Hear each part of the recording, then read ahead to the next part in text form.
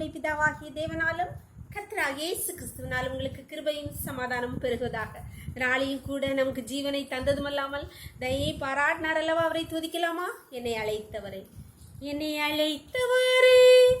என்றும் நடத்துவீரே, உங்க கரம் இருக்க பயம் இல்லை.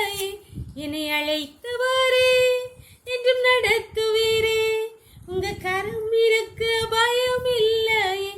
இந்த பாதையையும் தாண்டிடுவேன், எந்த சூழ்நிலையும் மேற்கொள்ளுவேன். உங்க கரம் இருக்க பயம் இல்லை, உங்க கரம் இருக்க பயம் இல்லையே.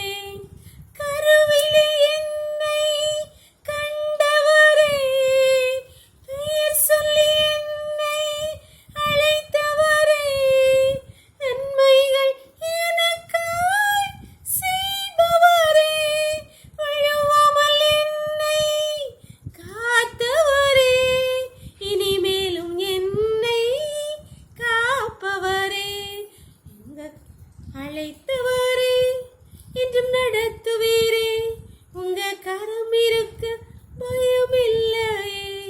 என்னை அழைத்தவரே என்றும் நடத்துவீரே, உங்க கரம் இருக்க பயம் இல்லையே. ஒரு வேத பகுதி வாசிக்கலாமா? ஏசாயா 62 அதிகாரம் 3 நீ கர்த்தருடைய கையில் அலங்காரமான கிரீடமும் உன் தேவனுடைய கரத்தில் ராஜமுடியுமாயிருப்பார். கர்த்தர் ஏசாயா தீர்க்கதரிசியை கொண்டு சொல்லுகிறார், இன்று உங்களை பார்த்துதான் சொல்லுகிறார். நீ கர்த்தருடைய கரத்தில் அலங்காரமான கிரீடமும் உன் தேவனுடைய கரத்தில் முடியுமாயிருப்பார். அன்பானவர்களே, நம்முடைய வாழ்க்கையிலே யாரெல்லாம் அலுவலகத்திலே அக்கம் பக்கத்தார், அண்டை வீட்டாரிடம், குடும்பத்தாரால் ஏளனப்படுத்தப்பட்டு, ஐயோ யாருமே எனக்கு ஒரு அங்கீகாரம் தரல, எல்லாரும் என்ன கேவலமாக பார்க்குறாங்களே, கீழ்த்தரமாக நடத்துகிறாங்களே, இல்லை படிக்கிற இடத்துல என்னை யாருமே மதிக்கிறதுலையே, என்னை யாருமே நேசிக்கிறதுலையே, நீ யாரெல்லாம் கவலையோடு கண்ணீரோடு இதை கேட்டுக்கொண்டிருக்கீங்களோ, உங்கள் ஒவ்வொருவரை பார்த்து தான் என்று கர்த்தர் சொல்கிறார். என் மகளே, நீ கர்த்தருடைய கரையில் அலங்காரமான கிரீடமும் தேவனுடைய கரத்தில் ராஜமுடியுமாயிருப்பாய் என்று சொல்கிறார். அவர் உங்களை அவ்வளவு மேன்மையாக பார்க்கிறார்.